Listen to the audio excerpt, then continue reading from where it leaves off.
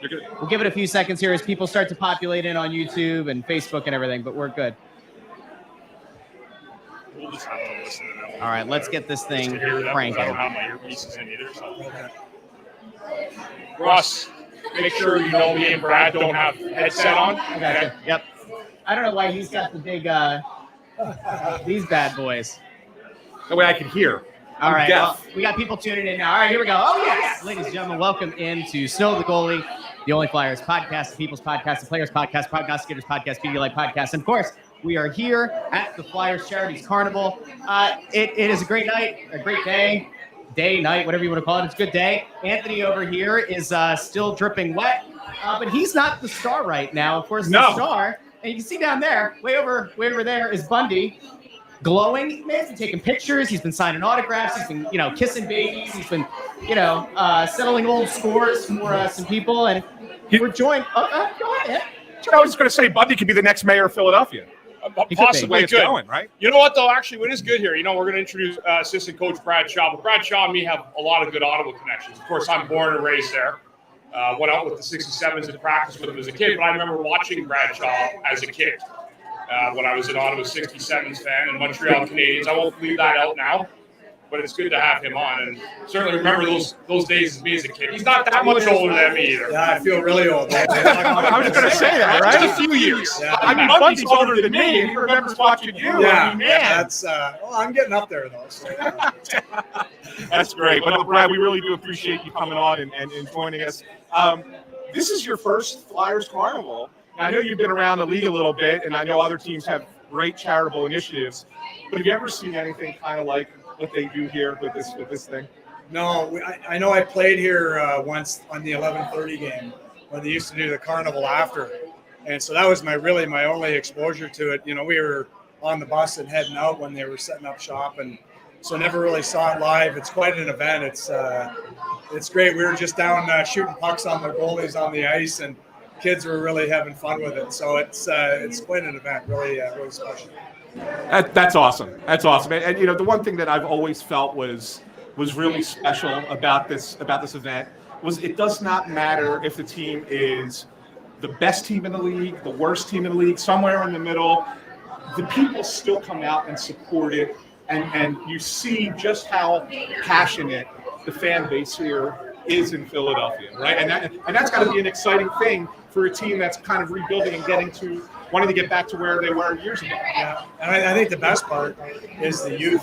And so you see all these kids walking around in Flyers jerseys and getting sort of inbred into the Flyer culture, and they're going to be Flyer fans their whole lives. And I think that to have this sort of environment where they get to sort of rub elbows with the players and have a contact or an ability to get closer to them than most kids would in most other organizations. I think it's great.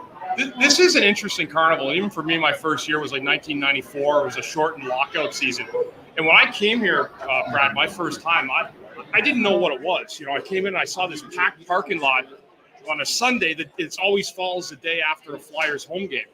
And I was literally stunned at the amount of enthusiasm, encouragement by both sides of the aisle. And to me, this was a carnival. You go back into the early 70s, and it was a pioneer to many different organizations trying to adopt the same type of philosophies and charity. So I don't know how you feel about it, but I mean, even going back almost 30 years now for me, I'm just floored by the amount of community support with the actual pro team on display for this every year. Well, even Bobby Clark was in our office before the game last night and was talking about the first carnival. And he said it was really easy then. They were good. They were winning Stanley Cup. So everybody wanted to, shake hands and meet them and all that stuff. So, but from there, it's grown into an initiative that everybody in the league knows about it. Most other fundraisers aren't quite as geared to the youth, that the youthful element. And I think it's one of the things that makes this special. And I think it really helps. Like I said before, it helps sort of cement the fact that there'll be Flyer fans for life. So one of the other things that we wanted to highlight here, and one of the reasons what we wanted to have you on, is a lot of people don't know that your wife is a children's book author, and I learned beforehand that you're kind of like the editor, although you call yourself the quality control guy. Well, I'm more quality control. Yeah. Mostly what I did was she would give me the rough draft, and I would say, well, you got to say that in a hockey way. That wouldn't be said in a locker room, or that's not what the coach would say, or, that's not what so that was my only contribution. It's 99% her. It's awesome. And so it's called Brady, named after your son. And and the idea was when you wrote the first one was to get him to read more, so he wasn't playing hockey all the time, right? And now you're on book 17, which is kind of crazy. That was kind of the start. Yeah, like he didn't want to read about Thomas Tank Engine. He didn't want to read about Barney the dinosaur. He loved sports, and there really wasn't a lot of hockey books out there. Her first book actually was a football-based book, and she was really fortunate to get an illustrator that was tied in with a real popular book in Canada, a book called The Wealthy Barber. And it happened that Dave Chilton, who wrote that book, went to the same high school as I did in Kitchener, Ontario. Called him up, and his illustrator wanted to get into kids' books, and my wife had a manuscript that she wanted to get illustrated. So we put them together. Dave put it on the right person's desk, and before you know it, it was published. And they're fantastic books. There's a great message in every one of them. For kids that love sports, the feedback she gets online and in actual the snail mail is so positive. And when kids love sports, they'll, what it's like when you have a young boy or girl, they get a favorite book and that's all you're reading for 2-3 weeks in a row. So we hear that a lot. I'm really proud of what it's grown into. There was a charity event in Ottawa after I had finished playing for the Senators, and on every place setting was one of her books. And I was there, and I had been out a couple of years, and I wasn't a great player, so I'm walking around totally anonymous. I was her husband that night, so I was introduced as Mary Shaw's husband. Oh, it's really nice to meet you. And for her that was pretty cool because she's always been my wife, basically, right, at every hockey event. So I think she took a lot of pride in that element. And how old is your son now? He's 30, still playing. He's playing in the Austrian league. They just lost out in the playoffs. Still loves the game, and for me, I'm happy. He's been 3 years over in Europe. It's the best thing for him. He's a good scorer, but maybe not the greatest skater. But he's found a way. He led the league in points this year in Innsbruck. He loves it there. He's going back for one more year, so he's gonna love the game his whole life. And so I told him play as long as he could, because once that's done, it's there's no replacement for that. Brad, you guys have coming into a situation a little bit for you guys this year. New coaching staff. Torts comes in. You've been with them. You guys have had a great relationship over the years. Just from a standpoint, I'm a former player. You are too. Analyze the team once a week. Where is the group right now? I mean, it's playing probably what I see as best hockey, best resulted part of the season for this group. You're a defenseman, work with the D. How have you seen that group morph from the beginning of the year till now? What's been better? What needs to continue getting better? And I guess the other point is, too, is I've been played in the league as long as you did, too. When does it come to a point as a defenseman where you're satisfied in saying, yes, this guy should be beyond his development years now, and that every night defenseman needs to start showing up? Well, I think there's been some growth. There was some rocky parts early on, Yorkie going down. I didn't think Risto was playing nearly as well as he is now. He's got his feet moving now. He's involved physically. And, he's a force out there. I think the early success was a little, it kind of didn't allow us to see where the team was. Hertzie was so hot early on. That 965 save percentage was it was ungodly. And so for us, we could make mistakes and it didn't end up in our net. And so I think that actually might have slowed our growth or our progression as a group, and especially on the defense core. So, we went through a bit of a swoon there in November, had a real tough time, kept finding new ways to lose hockey games, basically. But what you get out of that is you you get a team that's a little bit more tempered, a little bit more, they've been through the ringer, so they're a little mentally tougher. Right around then, Yorkie comes up. Right around that same time, Sandy sort of had that 4 or 5 week boom where he played his best hockey probably until the last 2-3 weeks. Provy's been a stalwart for us. He's a real easy guy to put on the ice, and you see why he plays the minutes he plays when you're back there and you realize how many ways he can help the team and touch it in a positive way. I think Nick Sealer's come from, hardly playing to finding a way to offer a simple game that's ultra effective in low minutes. And so he's become a guy that has become very valuable to us. We have 7 power or penalty kills last night, and he's a big part of that on the defense for us. And he's willing to block any shot from any distance from any player, which is lots of guys will block shots, but not a lot of them will go down 30 feet away. What that's like, where you don't know where it's going, where it's going to hit you. But so I would say the growth of the defense core, I really like how it feels now relative to when you come in, and that's not. I'm not surprised by that coming in into a brand new team with a head coach like Torts that is different than most. So there's a little bit more of a transitional stage, I'd say, where the players have to get comfortable with how he coaches. It is different. There are different things that are emphasized. There are different things that are focused on that are important to Torts that may not be as important to some other coaching staffs. And I think this year was a really good growing experience for me personally. I wasn't there in Columbus when he went in the first year. Right. I was there the next 5 years. And so for me, I didn't go through this year with him. That would have been really valuable because there was some stages where would have helped to have gone through it once before. Yeah. I know a lot to expect from Torts, but not everything to expect from him. And so, yeah, I think we're, like you said, I think we are playing probably our best team game. Yeah. And the best part about it is a lot of it's driven by our youth. Noah Cates has had a sensational year up front. Frosty's been good. Tip looks like he's a superstar in the making. Foerster's come up and looked nothing but looked like an NHL regular.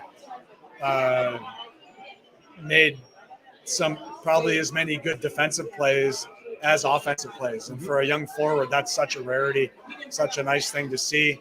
Yorkie's come in and looked like a regular, and we played him against some of the top lines in the league, and he certainly doesn't look out of place. Sandy and Risto, for me, have played their best hockey in the last couple of weeks, and that's been a sort of a steady climb for Risto right from day one. And for Sandy, there's probably been a little more ups and downs throughout the year, but since he's got skating again and sort of freed himself up to play and be offensive and trust that part of it, I've really liked his game as well. How much, Brad, when you talk about that, and I guess we'll make it saying Sanheim and Pro Rock, when you have that, when is the expectation when you've been in the league a little bit? Is almost some nights just to play boring because you're just doing your job? And sometimes, like I always said as a defenseman, the defensemen that you don't talk about at the end of the night are usually the guys that actually had a really good game. And to me, being a regular when you get to that 300, 400, 500 game mark is just doing the same thing over and over again at the level that's expected of you. And I think that's where the turning point is for defensemen, for me, is when you feel comfortable enough in your own skin to do that every single night. Yeah, I think when D realized how it works as a coach, you're looking at numbers and names, and you're looking for the guys you can put out and know what to expect. And that's why Provy's easy to play. Provy is so consistent night to night. Would we like him to move the puck a little bit quicker sometimes? Yes. Sure. But he does so many good things out there that are obvious to the fan, and then the not so obvious stuff is maybe some of the best stuff he does out there. When you have guys like we've played 7D for the last 3 or 4 games. I feel like I can play any of those 7 guys in almost any situation against almost any line. That's good. And that's a real luxury to have. I really, it's helped our guys kind of get in a rhythm. I know some of them aren't happy with maybe 1 or 2 less minutes per game, but I think as a group, I think it's helped us play, like you said, some of our best hockey. And so, I like where things are pointed. I like where things are trending, obviously. It'd be nice to have a good finish these last 10 games. Sure. And keep some of that positive mojo going through the off season so we can hit the ground running again in September. I had one last question because I know you got to run. The one thing I wanted to ask you about a little bit was PK. You started to use some guys there this year that maybe didn't play the PK before. And a guy like Travis Konechny, for example, to sit there and say, oh, here's a guy that should be playing penalty kill that's never played it before, and then he goes out and does a really darn good job for you guys up there. Well, he was fantastic. For a guy who'd never done it at this level, that's not an easy thing to do. Crazy hard thing to do, actually. And so what him and Lotz did early on together was exceptional. And TK, for me, we missed him. He's practicing now with us a little bit in the yellow colored jersey, but even in that, he has an energy and a pace to his game that drives things in practice. It drives things in games. And for me, he's a guy that's a hound on the puck. He's a great hunter of the puck. And no matter what you're doing, anytime the other teams enter your zone, you're trying to deny the first good possession on the penalty kill. And what he's great at is sniffing that out. Where's the puck going next? Where does my stick need to be next? How do I win that next little 50-50 to either clear the zone or maybe bump it to a teammate so that he can get the job done? And the beauty of it with him is he loves to score. So you have open ice. A lot of power plays get 4 guys below the hash marks. That's just how they gravitate towards the net. So if the shot misses the net or there's a play where the puck's maybe moving the other way and all you have to do is chunk it by that layer, you have an odd man break. And that's what they excelled at, I thought. I thought they made power plays play differently because of how much they were willing to finish at the other team's net. To me, he's an exceptional penalty killer. It doesn't always work out like that. We've used Tip. Tip never killed penalties at this level. Maybe not the same level of success, but for me, it helps a player like that not sit on the bench during the penalty kill. You're more into the game. Plus, penalty kill is basically checking with one less guy. So it helps your checking game. It helps your play away from the puck. Makes you a better all-around player. We haven't been afraid to use these guys. We've been forced into it with some of the injury issues we've had. But to me, all it does is help them get to another level as a player and add one more sort of bullet in the arsenal so that now they can affect games in one more way every night. I used to love, I'll finish with Brad, have a good laugh at this. Johnny Leclerc used to be this 6'3", 235-pound forward. And my dad would say to me, never killed a penalty in his life. He says, can you believe a guy, son of a bitch, that big can't kill a penalty? He says, you break his foot, there's 10 goals off the board in the time he recovers for the foot. Well, that's the way it goes. That's what we've seen. We've seen Tip get, he's blocked some shots. He gets 2 in the exact same spot, and all of a sudden now he's a little hobbled. So that's one of the trade-offs. I remember asking Panarin in Columbus, hey, do you want to kill penalties? He smiles and goes, no, I don't like to block shots. And I said, well, no, I just want to use you the last 20 seconds so we can send you on a breakaway. Don't worry about blocking shots. But he was not interested. Yeah.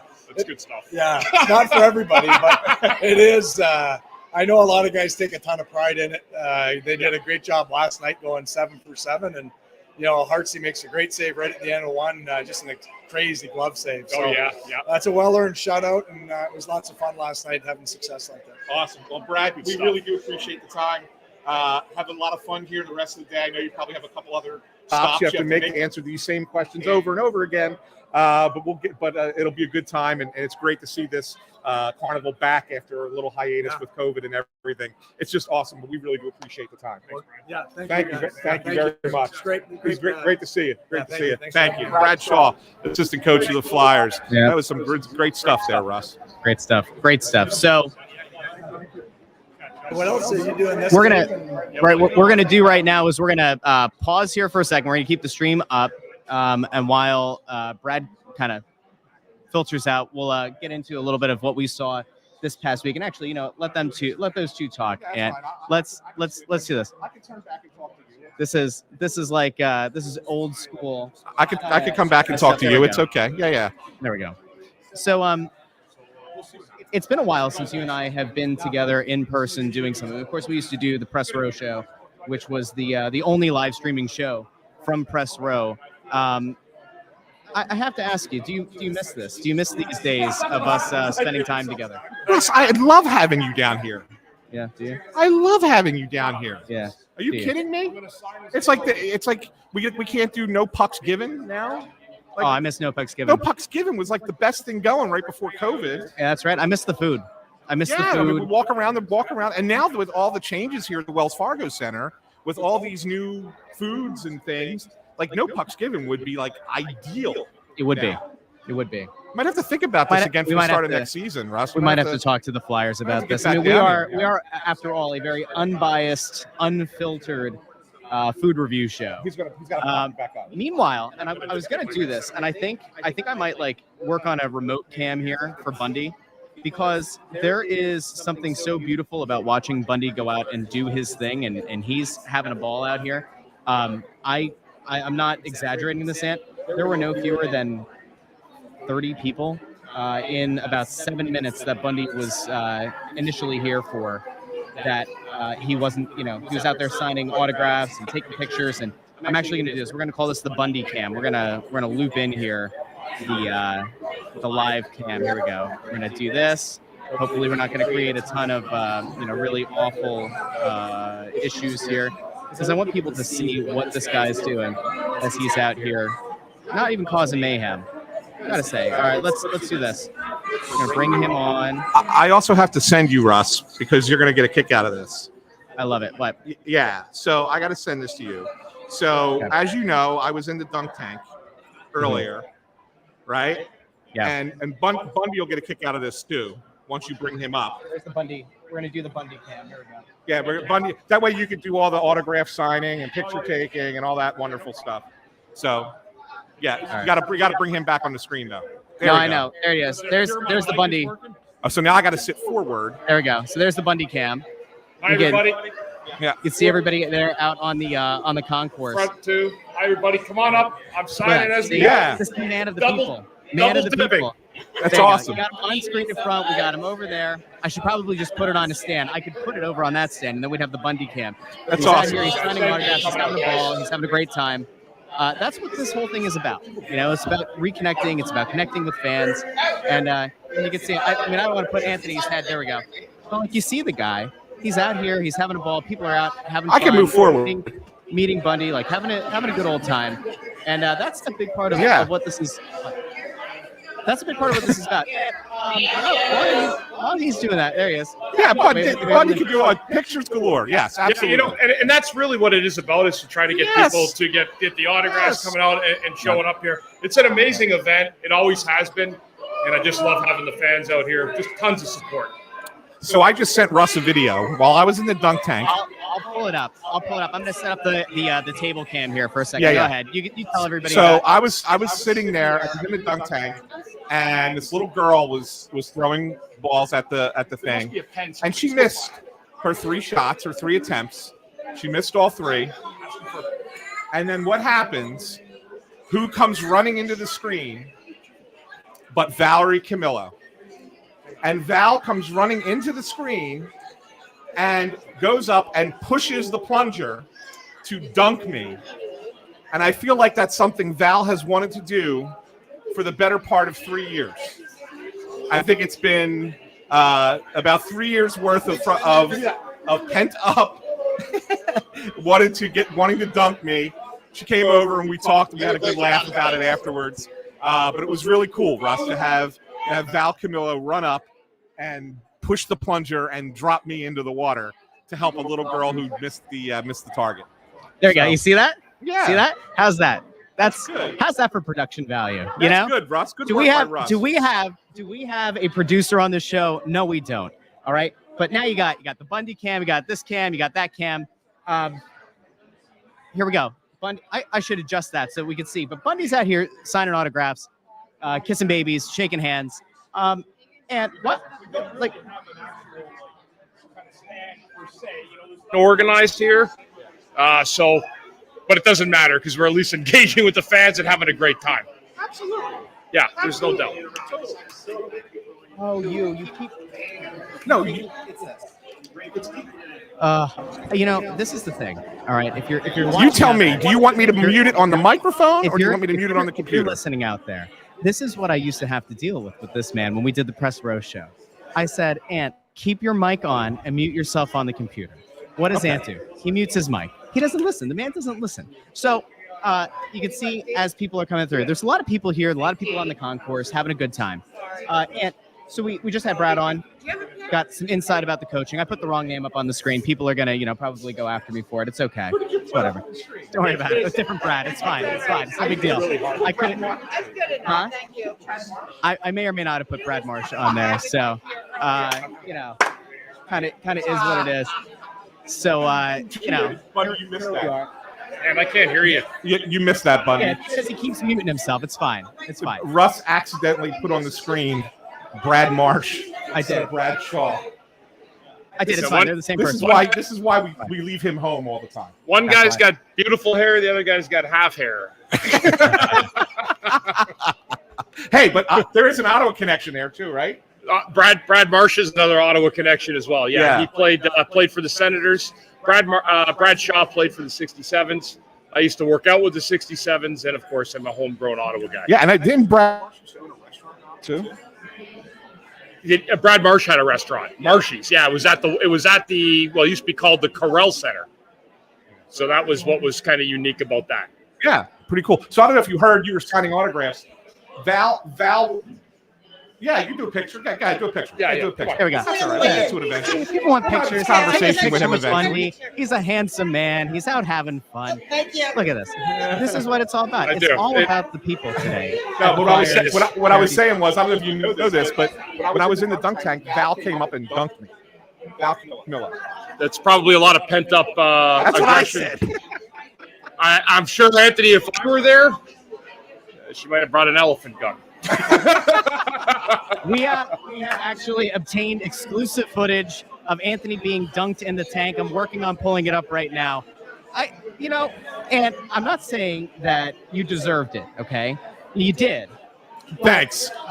There is something beautiful about knowing that there are people who really did want to not only dunk you, but did they pay to dunk you? Is that how that worked? People paid to dunk me. Yes. How does And that make you it was mostly little kids. So it was I Okay. couldn't really be like, razz them that much. I was actually cheering for the kids. But whenever some adult would come up, like a guy, like the big burly guy would come up and try and throw 106 miles per hour from 10 feet away, like then I started, I maybe gave him a little shot or two for missing. Can I talk? A little poke. I'd actually like to talk a little bit about the carnival and how society has changed in the last 30 years. My Please first do year, so. I was in the dunk tank. The players used to do it. And then as everything got a little bit more advanced, we didn't want to put the players in there because someone might get sick. So that was kind of the end of the dunk tank for players. Hey, so it's okay if the media gets sick, right? It doesn't matter if we get sick. Yeah, nobody cares if the media gets sick. Who cares about the media? What's wrong with? Come on, man. You know what the biggest thing though, Bundy, that I can tell you that was the look, I didn't mind getting dunked. I didn't mind going under the water. The water was like 90 degrees. It was really, really warm. I mean, it was great. Yeah.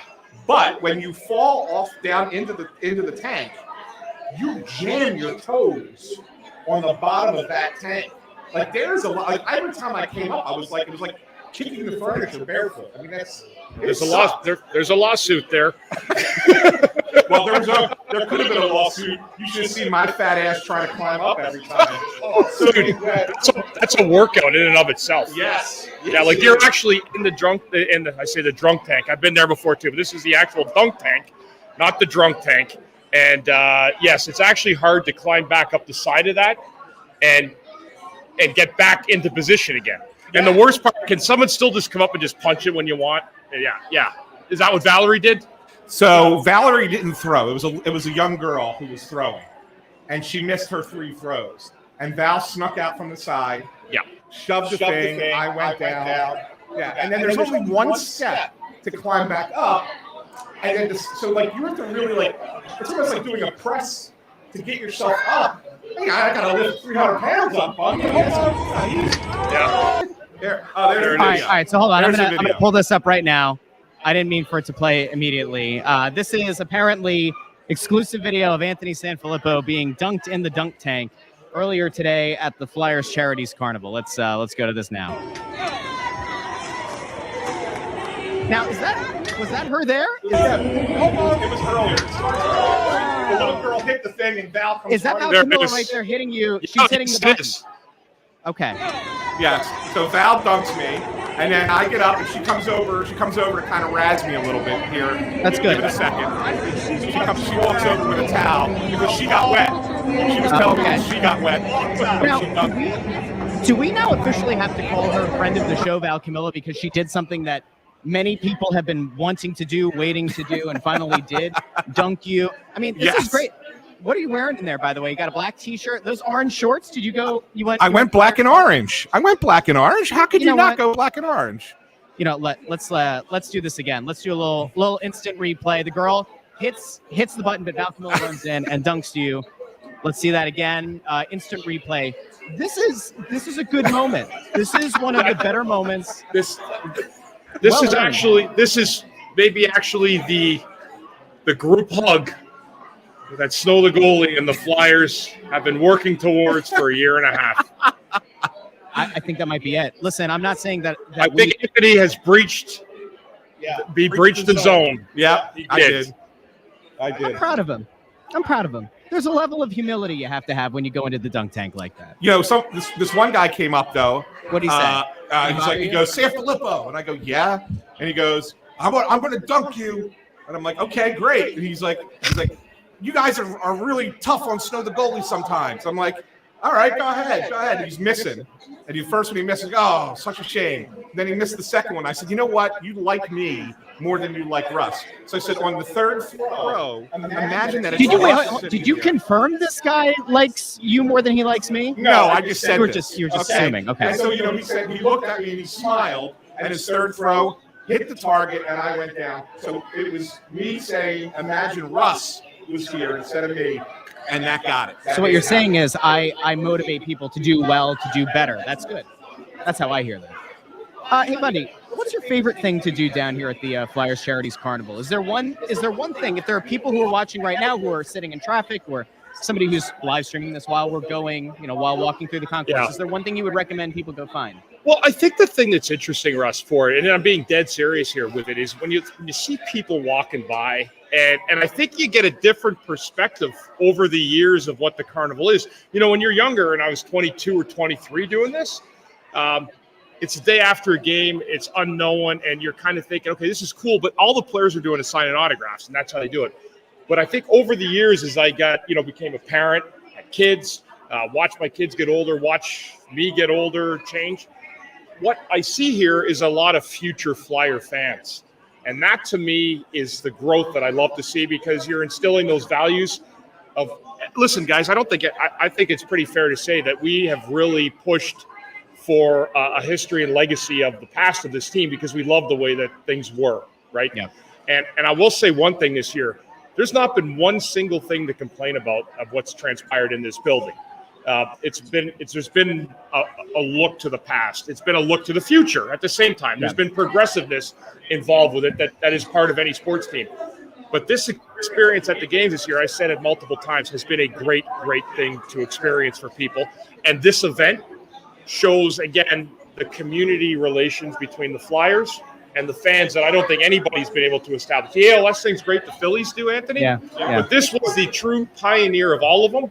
And I just love seeing 7 and 8-year-old girls walking by with their parents, because I know someday they will be the ones that have their butts in seats here. And that's why this is such an important day. Yeah, and I think Bundy, you're spot on with that, because the other teams in town kind of built off this. And you think the Phillies ALS event is awesome. The Eagles, they used to do it for autism. I forget who they do it for now.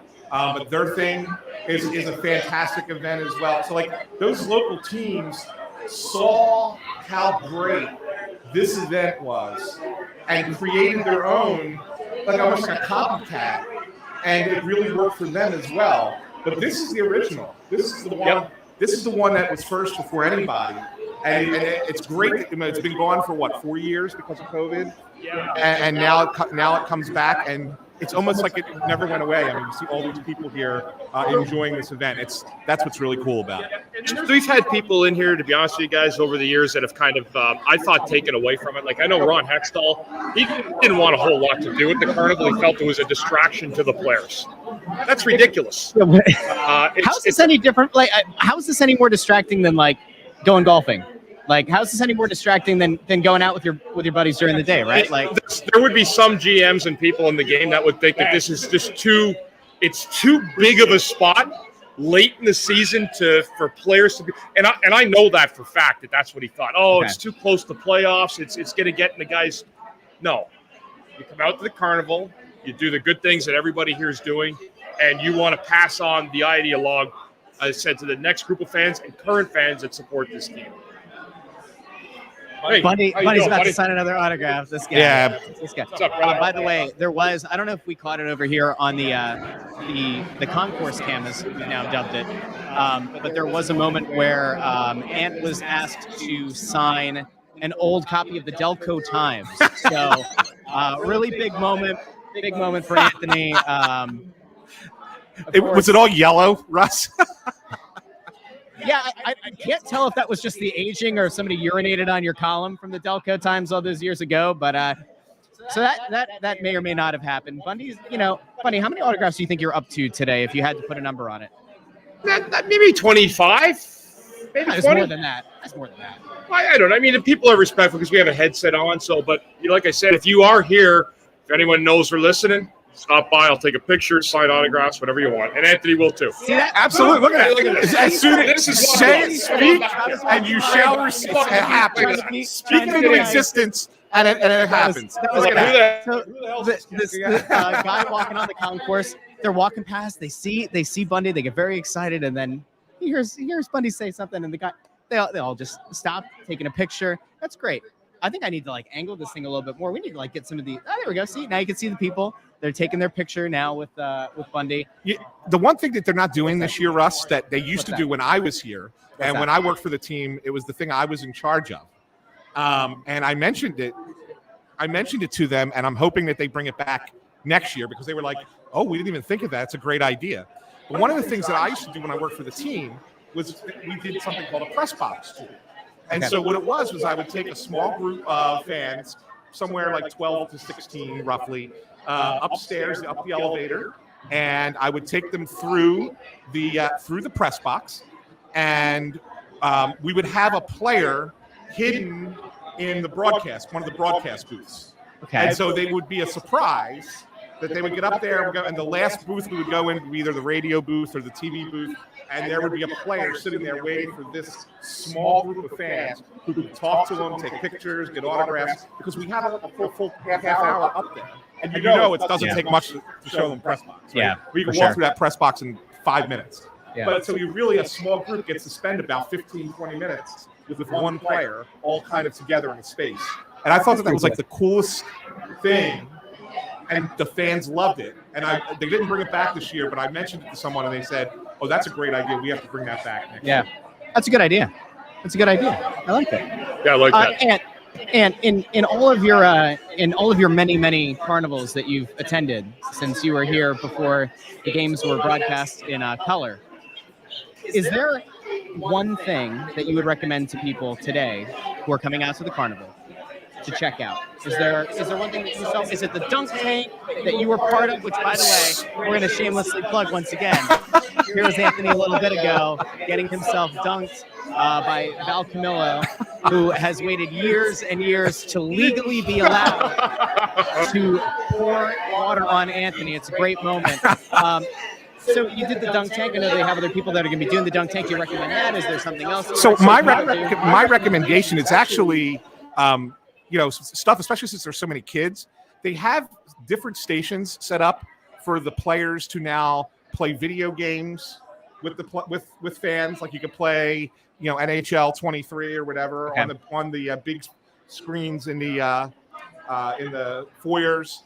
They have a cornhole game going on. I saw Joel Farabee was playing cornhole with some people. I think those little games up here on the concourse where you get to spend time with the players doing something fun that you would normally do on your own, like when you're tailgating or whatever. Like to me, that's the best thing going. Like you can stand in line and wait for an autograph and wait for a picture, and that's all well and good. But you waste more time doing that. I think that the opportunities to do some fun stuff and have players be involved and get close to your favorite players, those are the things you want to look for. And so maybe those lines are a little bit shorter, and you can get through a few of them as opposed to waiting in one line to get one autograph. Yeah. I would say try and find those events out on the concourse. I think that those are the things that I would recommend the most. And this is one of the every year when they have this, I think what's unique with it is kind of pre-social media. What was so interesting about this carnival is that it was really a unique time for fans to meet and see their favorite players up close in person, right? Because there wasn't that access that you see now on Twitter, Facebook, and all the other places. So, but I tell you what, the crowd here today, I mean, this is as big a parking lot crowd, Anthony, I've seen at the carnival probably early 2000s, late 90s. Yeah, it's great. It's great. Yeah. I mean, I got here before the doors officially opened, and the lines were so long outside that they opened the doors early. Yeah, good. Like they didn't want people waiting outside. They just said, come on in. And so like I literally was in here at 10:45 at this table, and there was fans just everywhere. And I'm like, holy cow. Like they were here waiting and ready to go right as the doors open. Which is awesome. I'm told we're going to get Lou Nolan in a little bit. I'm thinking it's closer to 1:30, but it'll be fun to talk to Lou. Lou's got some great stories. From his years being down between the penalty box. I'm sure Bundy can tell some great stories about those things as well. We've got a super fan of the show who just. Are you going to come join us for a minute? We have a super fan. Hold on. Super fan. We got to share our biggest critique. We got to bring him. Did you see the video yet?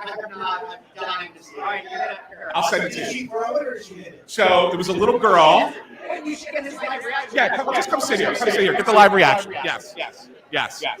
This is Sean Coit, Vice President of Communications, Comcast Spectacor and the Flyers. So Russ is going to pull up the video, and you can watch it from. Got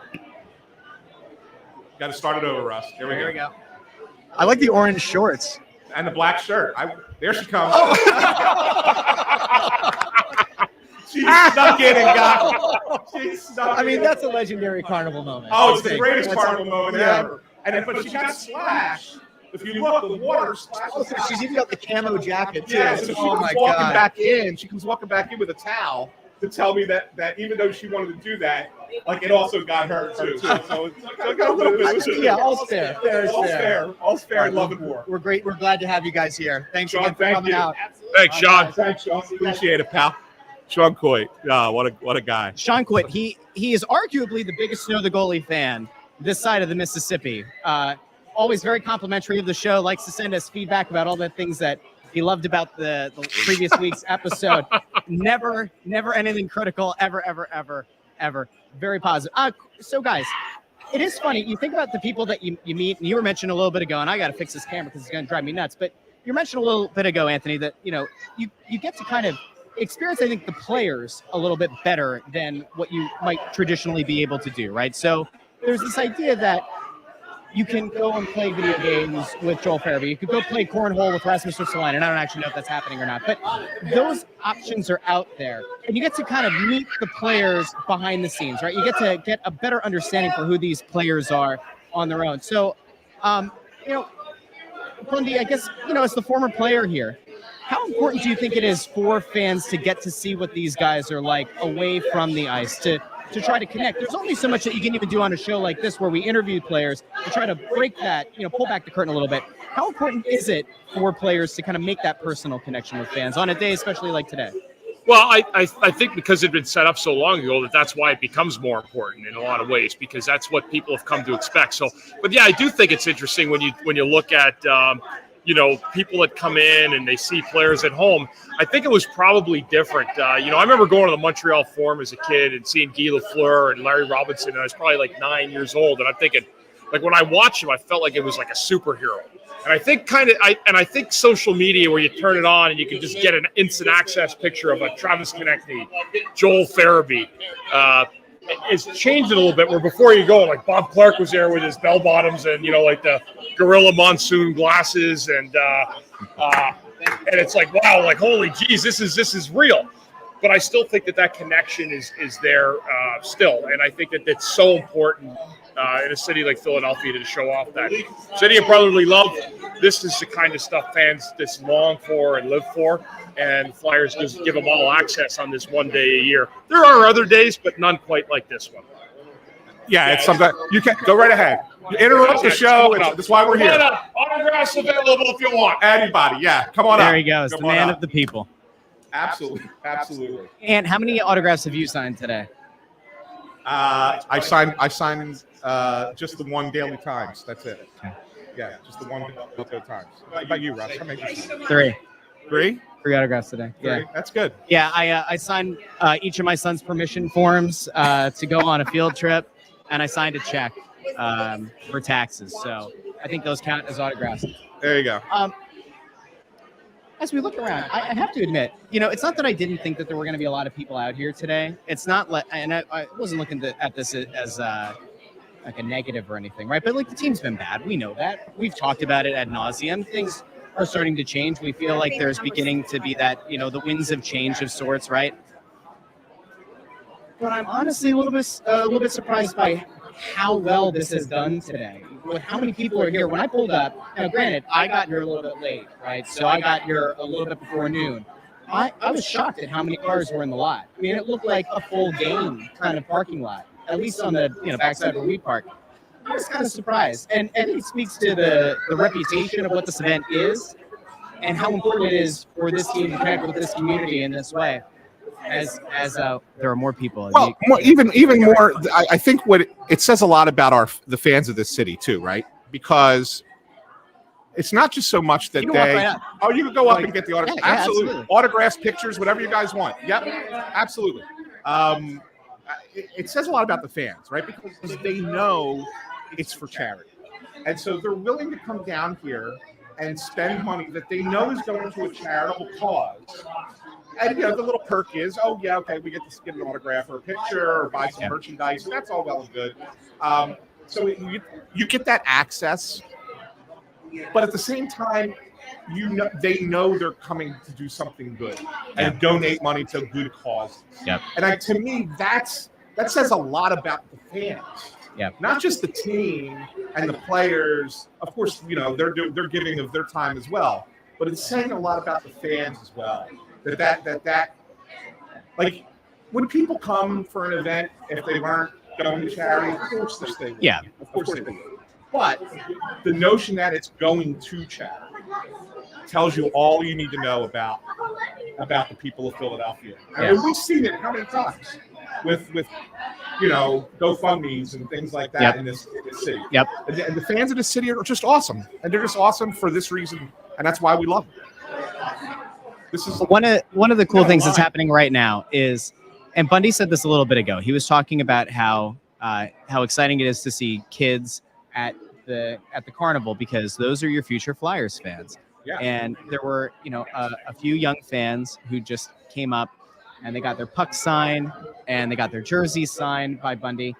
And these kids, I would guess they're probably about 12, 10 or 12. I think about 12 years old. That's about right. Three girls who just came up, probably about 12, Bundy. More. I would think very clearly, like obviously, they weren't around for the playing career of Chris Therien, and yet they're just as excited to see him. They're just as excited to meet him, to get him to sign. And oh my gosh, we've got a baby alert. We have a baby alert. Look at how cute that I baby put the is. baby on camera, but I don't want to, violate. We got a baby in a carrier. We've got a little jersey for the baby to wear, getting signed. It's awesome. It's fantastic. It's That's everything fantastic. that That's awesome, it is guys. supposed to be Awesome. about. Thank you, guys. But it is really cool to see, young fans kind of having these memories made. And this is one of those things that, like, I think we always come back to. It's something that is so important on so many levels to continue to connect with the next generation of fans. And, one of those things when you're in this kind of spell, right? When you're in this last 8 years of Philadelphia Flyers hockey, it has not been great, to say the least. And it's hard to build a fan base when the team isn't winning. It's moments like these that will stand out. Like, the kids who were at this carnival won't remember Chuck Fletcher being fired way late. All right, they're going to remember meeting Chris Therien and having him sign their jersey or sign their hat or sign and their the shirt. best part about meeting Chris Therien for these kids is they have no idea who the hell he is. Or maybe they do. Like maybe Their parents know. Well, but maybe they do too. It depends on how fanatical of a fan. True. You're looking at the man. And I love it. The man who played more games as a Flyers defenseman than anyone else in history. All right, like that's a big deal. Yeah, that is a big deal. Bundy's a big deal. He's not some no name. All right, no offense to Jason Smith, who was like a captain of this team, right? He's not Jason Smith. Like, it's not somebody who's here for 1 year. Kind of like was well known for that year, played an important role. Bundy's played more games than any other defenseman in Flyers history. Yeah. So if you are a fan, if you're a young fan, like, I don't know, maybe you're looking for like the records, right? You're looking for the all-time player records. Like, it's cool. The man's been on TV. The man's been on the radio. He's done a lot of different roles for this organization. So I have to say, without, I guess patting him on the back too much or patting ourselves because he's part of the show, this is a cool moment because this is a guy who worked for NBC Sports Philadelphia. The ending wasn't great. I don't think they handled it well. I'd be very critical about what they've done with their coverage. It's not just with the Flyers. It's been with a lot of different things. But for him to come back today and for him to make these connections with fans, to me, that's a really cool moment for him. And I'm pretty sure that by the time we get done wrapping the show today, he's going to be able to kind of sit back and feel like, I don't know, things have kind of been renewed. The love and everything, it's been there. He's been at games all year, meeting people, shaking hands, promoting the podcast, all the works. But it feels good. Like, I feel good for the man today. It's awesome. It's awesome. It's why I've said for so long that he is the salt of the earth. Like, he was always one of my. Hey, thanks, guys. Appreciate it. Somebody listens to this show.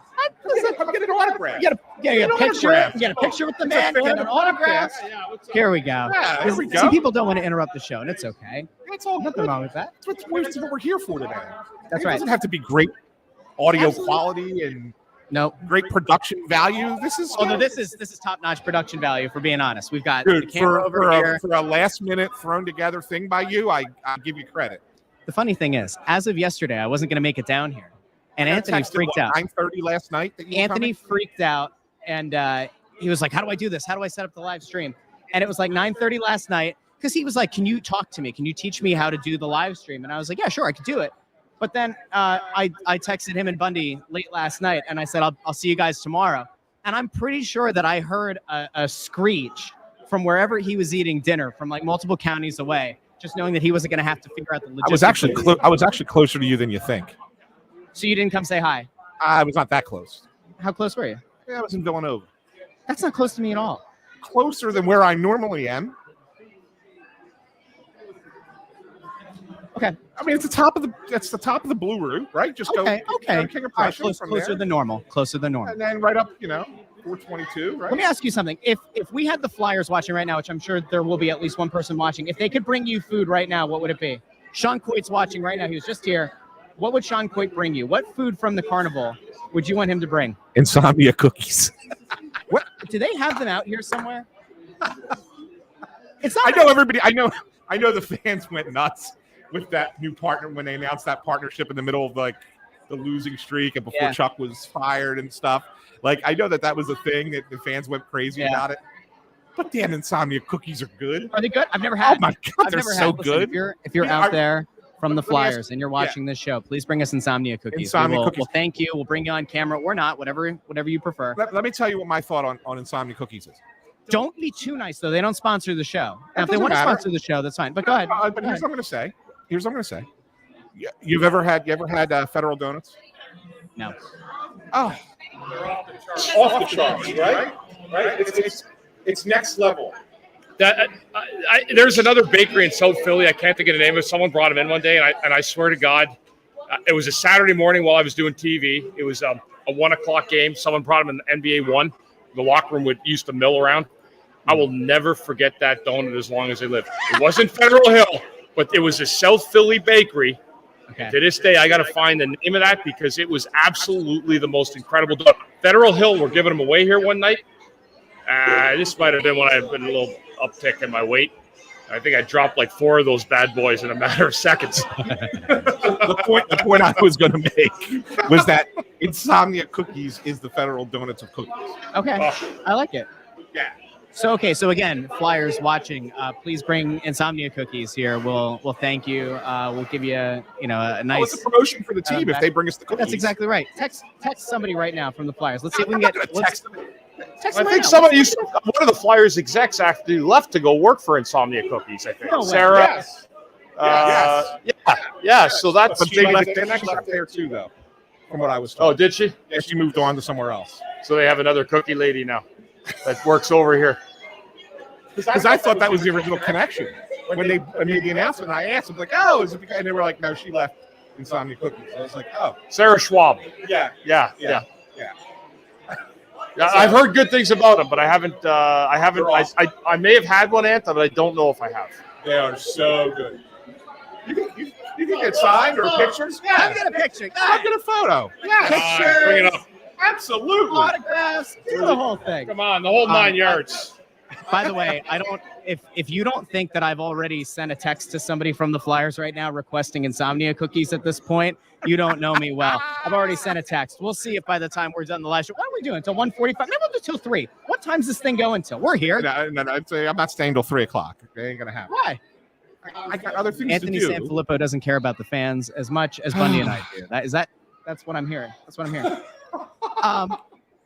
The man, Bundy, I said, like, what does it matter if we're here till now, till 2, till 3? It doesn't matter, you know. It doesn't. It doesn't. Bundy's out here having fun, signing autographs. I think Anthony's just upset that only one Delco Times has been brought in. Yeah, just one. Just one.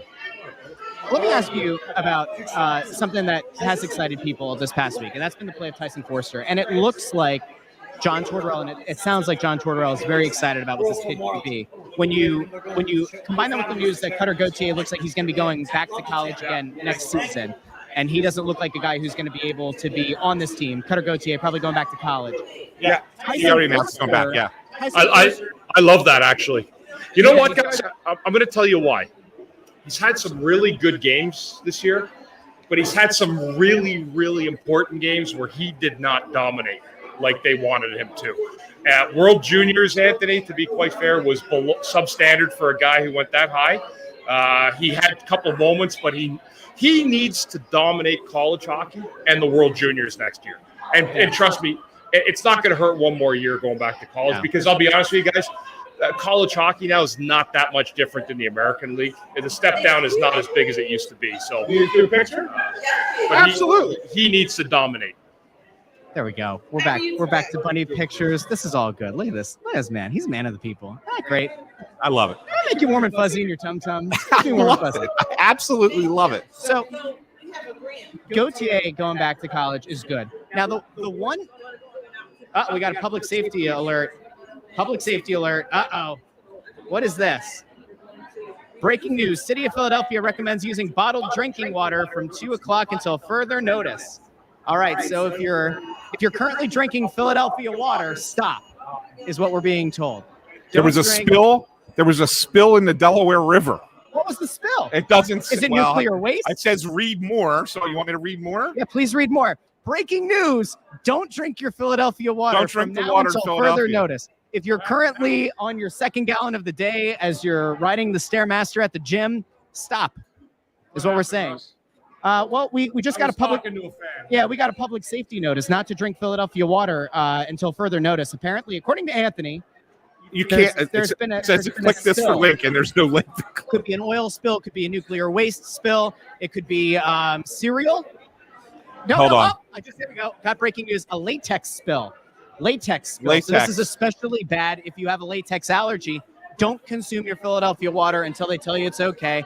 That's a big news. Breaking news here. See that? We just handled that as well as a professional news crew. I'm not saying that we should submit this film to CBS 3 or to Eyewitness or to Eyewitness News or to NBC 10. No, PHL. Can we get PHL 17? I think we. Oh, it's Gritty. What's up? Gritty's here on the camera. There we go. Good to see you, my friend. Good to see you. We just got a little fist pump on the camera, and Russ got the camera going there. Little Gritty stopping by to say hello. Now, here's the problem. I have a problem with this. That would have been the perfect time for the Flyers to send the insomnia cookies, would have been with Gritty. Yes. Missed opportunity. It's fine. So, again, don't drink your Philadelphia water until they tell you otherwise. While Bundy's signing an autograph, let's get back to Tyson Foerster for a second. When you look at what he can be, what are you doing? You trying to get on the Wi-Fi now? What are you doing? What's happening to you? See? Anthony's a mess. He's a mess. What am I seeing? No, I was just trying to read something. That's all right. Go ahead. I'm listening to trying you. to read about baseball. No, that's not what I was trying to sport, read. this guy. I was trying to do the update on the Delaware River. So, But the really link was quick. not good. So Tyson Foerster is a guy that Tortorella seems really high on. Yeah.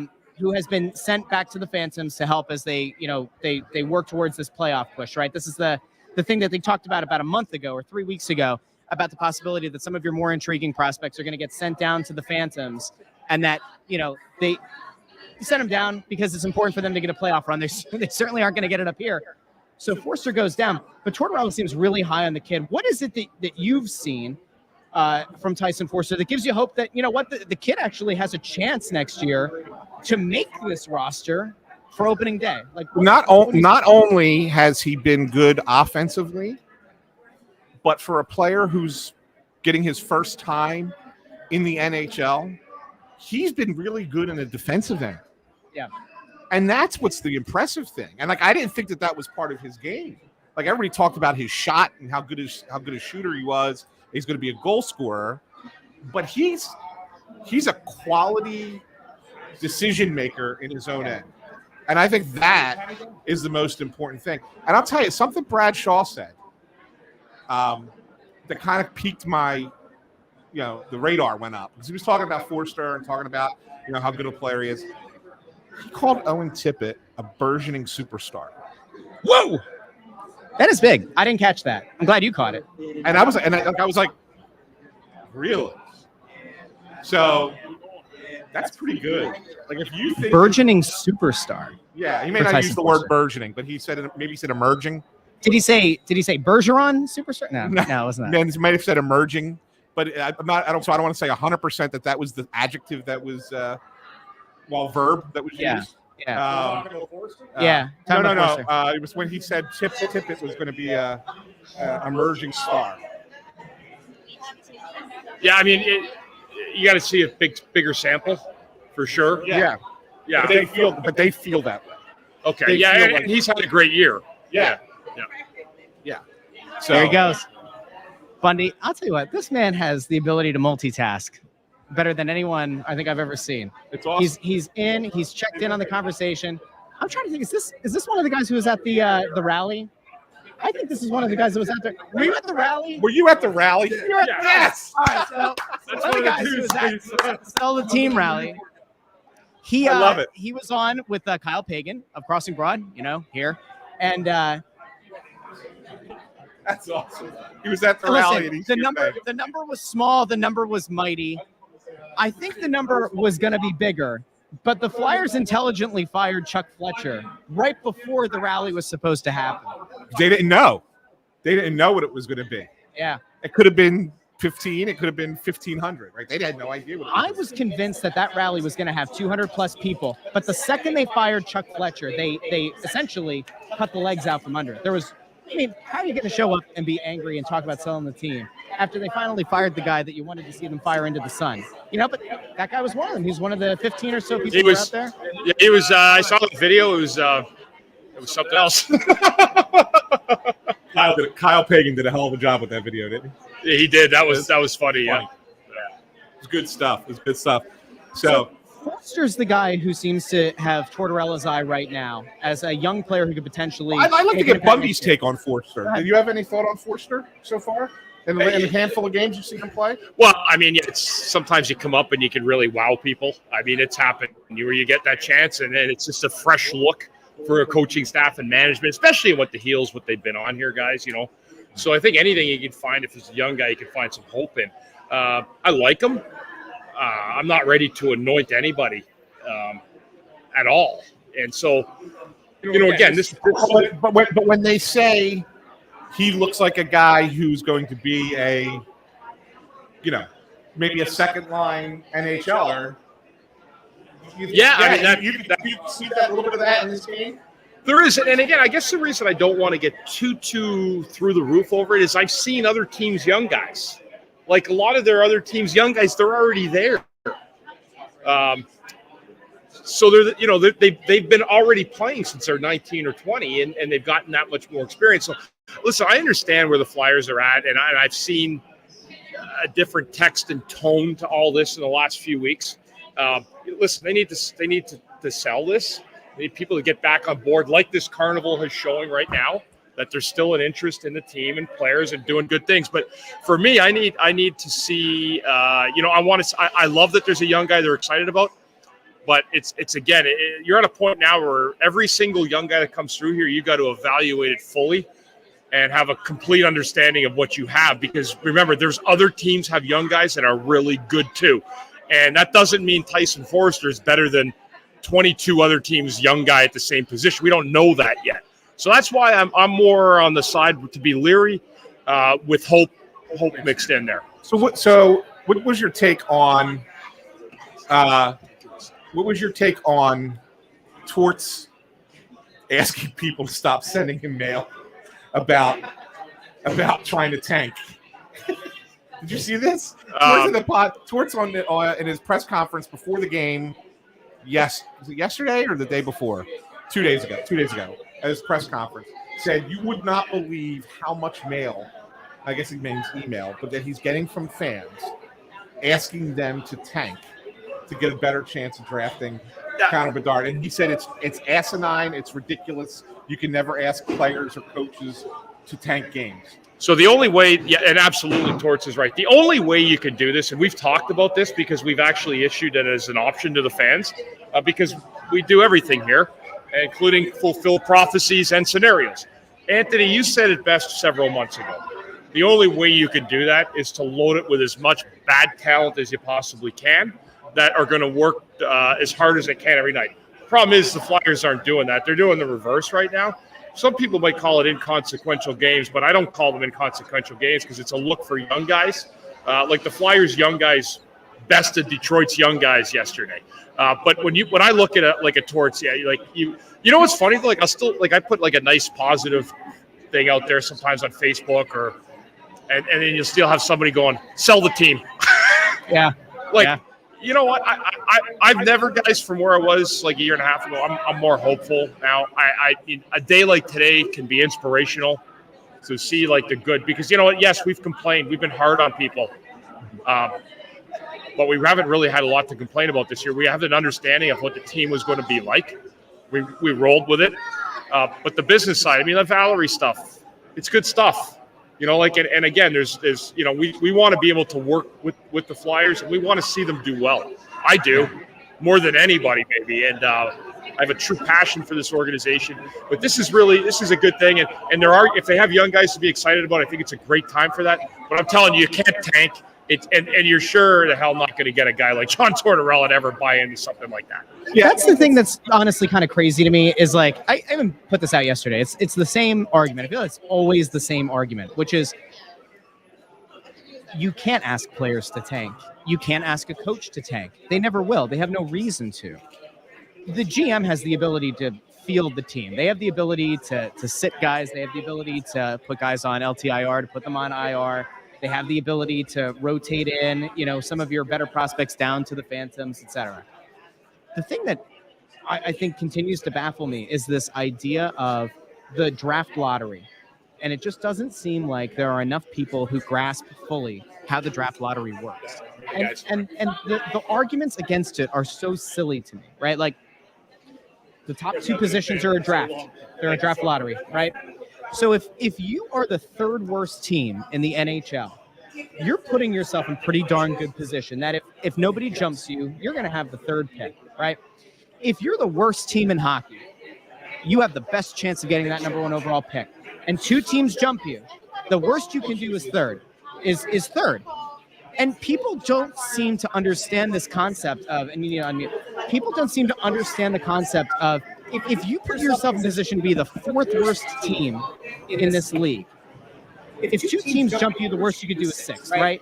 It's not complicated. And if you're looking at a team, you need a top-end talent, you need a top-end, potential star, and you think there are 4 players in this draft who could fit that bill, then you need to get yourself as close as you can to being one of the 4 worst teams in the league to guarantee yourself the best shot of potentially getting one of those top 4 picks.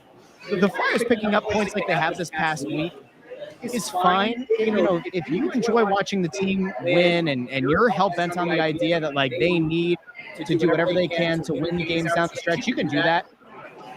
You're actively hurting yourself in the event that one of the teams below you jump above you, which is how you end up having the 4th worst record and getting the 5th pick in the draft. And that to me is the thing that just, I get why you would want to see young players do well. I get why you think that there's a value in having them win at the end of a game or at the end of the year.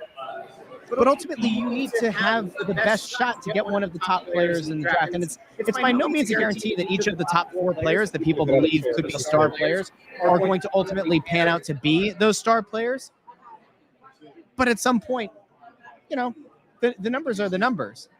And it looks like we're about to be joined by a man who you might not have seen the face of all that much, but if you've come to a Philadelphia Flyers game, you have seen this man. You've seen this man quite a few times. There we go. All right. That'll work. Ladies and gentlemen, welcome to the show. Flyers PA announcer Lou Nolan. Lou Nolan has joined the program. How's it going, my friend? Big moment here on the show. Lou Nolan is here. Have you ever met Russ? Russ Joy? So, Lou's here, our second guest of the day. Lou's cranking along. Yeah. This man is the voice of the Flyers. Now, I know that you talk about it, you say play-by-play, right? Jim Jackson, he's the voice of the Flyers on TV. But you go to a Flyers game, you watch a game on TV, you listen on the radio, you hear this man through these speakers, these beautifully redone speakers in the last couple of years, might I add. The man has golden pipes. He is the voice of this team. Anthony, take it away. Lou, you've been here for every carnival, correct? Yep, everyone. So, first of all, if you could, it's been 4 years since we had it last, obviously because of COVID and stuff. How great is it to have this thing back? It's so good, Anthony. We miss it. It's a thing where fans can meet the players and actually get things signed without a whole lot of pressure. Not trying to find them coming out in their cars or something of that nature. So it's important. It's important for the players and it's important for the fans. And for guys like me, just getting a chance to see people that I've known down through the years and sign this and sign that, and take a picture. It's great. I love it. And when you see this crowd, it's everything you expected and more, right? I mean, they came out today, and it doesn't matter how the team is playing, where they're at in the standings. These people care about the Flyers, and they're going to come out, and they're going to be great and support this charity event no matter what, right? So true. It really doesn't matter where we are in the standings. It matters some, but it doesn't matter the people that are here today. Right. They just want to be here, support the team. They know things will get better.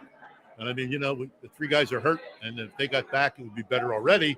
But we're seeing young guys, that show promise, and it's just terrific to have a chance to see these guys work. The coach has them working like crazy; they never stop. A guy that Luke Richardson, who played here, head coach of Chicago, I was talking to him when they were in, and I said, "Luke, our guys really work hard. So you got a big day in here." He says, "Oh, I know. My scouts have told me that. So, but our guys can match them for work, and it's something I try to instill in them. So it's getting done, slow but sure." When you think back over your years here at the Carnival, was there anything that sticks out, like any funny, like really funny moment that you personally were involved with over these years that is a story that you could kind of tell about an experience while you were here at the Carnival? Well, I don't know. I mean, it's a lot of work. Yeah. In times past, I did a lot of interviews of players in the stands, so I was always moving around. Not too many funny things, but I did see something funny. Coachy just sort of went off a little bit about there was no chair for JVR to sit in. So I said, Jesus, if Coachy wasn't retiring before, he is now. After that, but it's great to see people here. Funny things, I don't know. Hosts having a good time. Us riding the carousel, getting in the Ferris wheel, things like that, silly things, And When we were just talking, like you say all like the different things out of the carnival.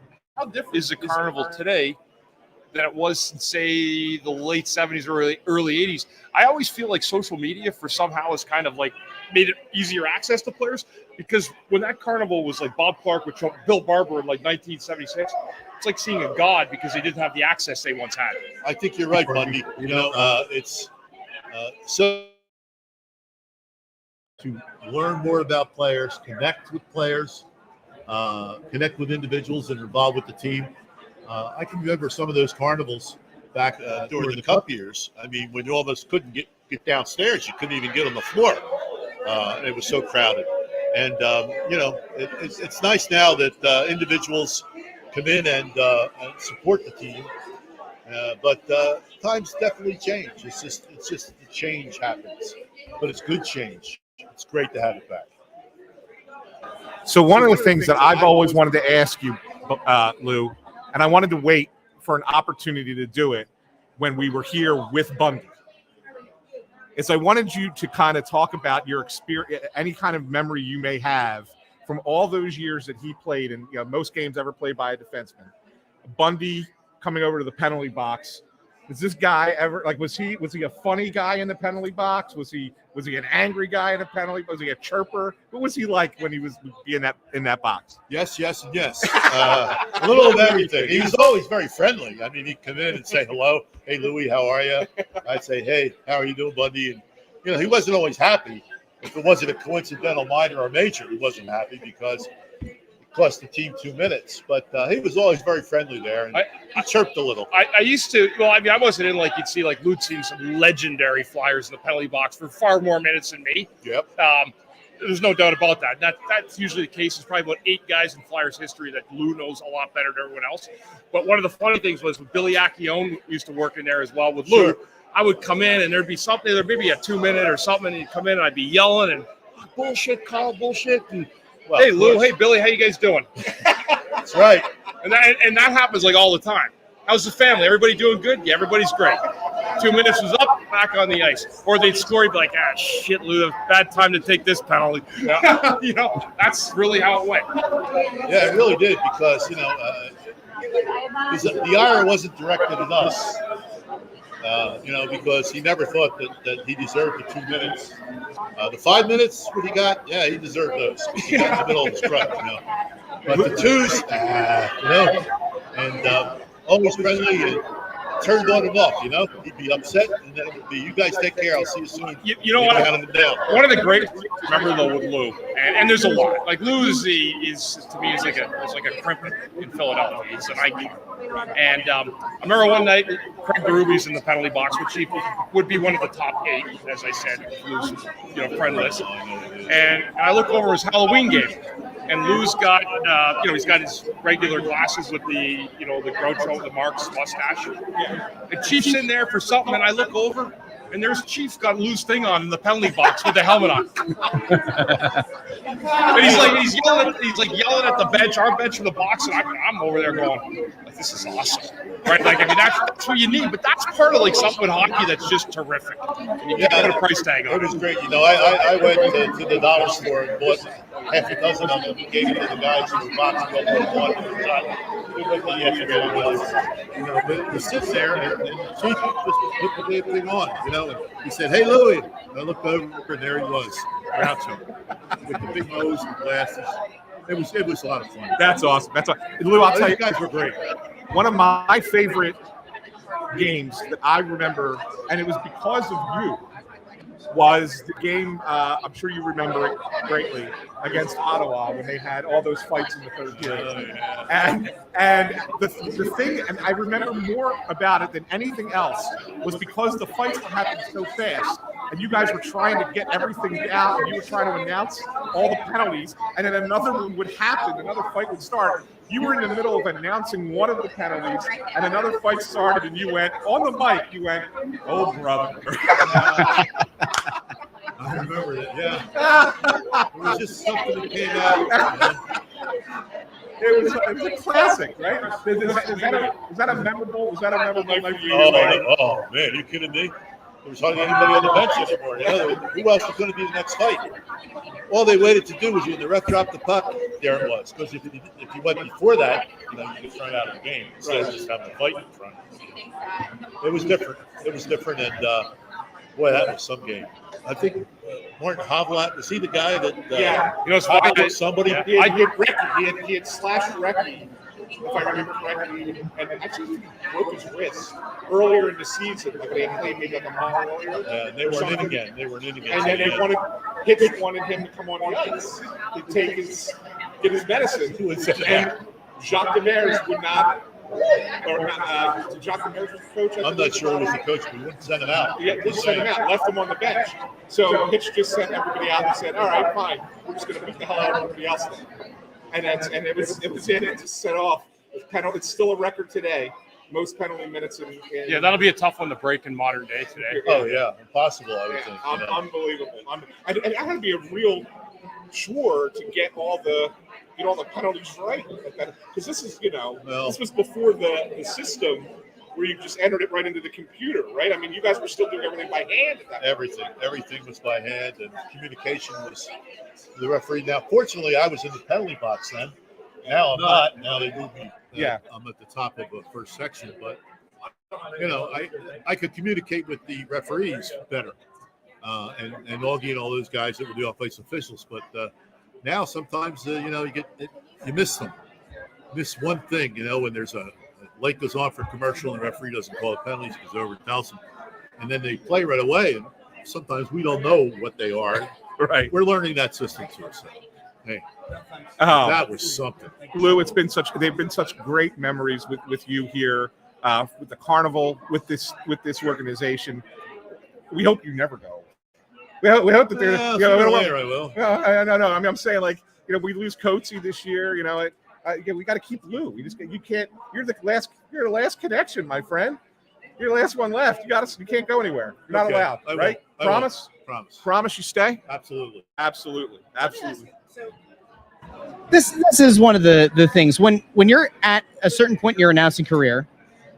There are some who like the idea of kind of having that victory tour, right? That one last season. Everybody kind of gives you your flowers. And there are some people who would just rather kind of go off, just be done. The season ends, announce the retirement, that's it. Not that you're anywhere close to that, because I think you're probably younger than Ant. What way do you think you would rather go? If you could design the end for you, is it to have that last season and to get to know that every game that you come in is like you're kind of checking it off, or do you think that you're gonna kind of just end of the year you go, I think this is it? Yeah, I think it'll end and that'll be it, unless people don't want me to go that way. But I'm not the show. Players are the show. I'm just there to report.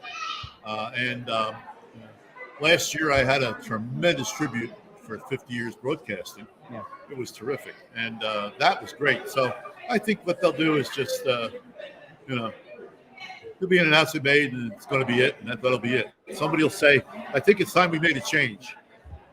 I don't know. Yeah, but Lou, you know what the thing is? I mean, you look around sports, and while there are famous PA guys, this city has been blessed to have not only some of the best that exist, but the longevity that was here.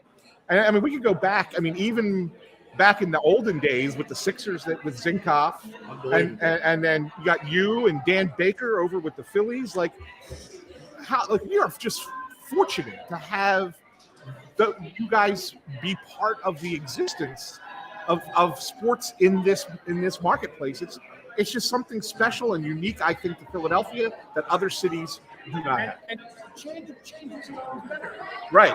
I know that. Yeah. So, Lou should be able to do this job till he's 100, to be honest with you, if he wants. And I mean that. Yes. If you can get down here and you're enjoying it, Lou, I wouldn't go walk for anything, man. Keep on rolling, brother. Thanks, Bundy. I appreciate it.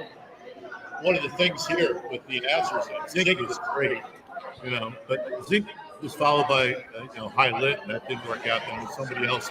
But then, backcourt came in. Yeah. And then Baker and I just were at a Sixers game. He rang the bell, commemorating his 25th. 25 years. So he rang the bell. We introduced him. We had just a great time there. And, he adds to the group. Danny with 50 plus, me with 50 plus, him with 25. It's just it's a tribute to the teams and the fans that they encourage us to stay around. Yeah, absolutely. Lou, it's been a pleasure, my friend. Hey, I enjoyed it. Anytime. Thank you so much. We love having you. Keep doing what you're doing. You're the best. You're the best in the business. You're kind. I appreciate it. Absolutely. Russ, take care, man. Very much appreciate it. That, ladies and gentlemen, is the man with the golden pipes, the man who you hear every time you come down to a Philadelphia Flyers game. That's Lou Nolan. Big thank you to Lou for joining the show. So as Lou kind of goes off on his way, I love that quarter zip he's got. That orange. That's the great. That's the real orange. Yeah, that's the orange. Burnt orange. Yeah. It's like you see the jerseys now, and the orange is just a little bit lighter, a little bit different. That's the original orange, and that's the orange that they need to have. I've been told that there is. Are you breaking news right now? Holy shit! Is that a Spectrum seat? That is a Spectrum seat. Is that it? Oh, it's a Wells Fargo. Oh, it's Wells Fargo. Okay. From this renovation, somebody's got one of the Awesome. So somebody's got one of the Wells Fargo seats from when they did the renovation, getting it signed. Very cool. Very cool. That's awesome. But so you're about to break some news here about the burnt orange? I'm not going to say it's breaking news because I think it's been out already. But the Flyers are going to have new jerseys next year. Okay. A new look. Nothing's changing with the logo, so nobody should panic about that. But I have a feeling, an inkling, let's say, that we're going back to the burnt orange. The orange they have, this orange now, no disrespect, somebody designed it. They were wrong, but they went with it anyway. The burnt orange that I wore, like our teams wore in the 90s, Stanley Cup, awesome orange, man. Like, it's just awesome. These ones are like kind of like a pinky orange. Yeah, I hear that we might see them and another version of the black. And then of course a new white as well. So it could be a little bit of a rebrand.